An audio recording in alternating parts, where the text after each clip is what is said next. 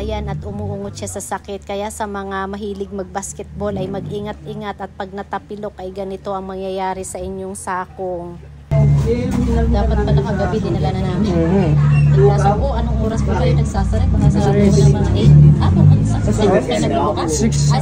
Sarado na kami ng 6. Anong oras po nagsasara? Hilo, matanda. May contact number din sila. 7 to 6 p.m. daw sila open. Marami nakapila.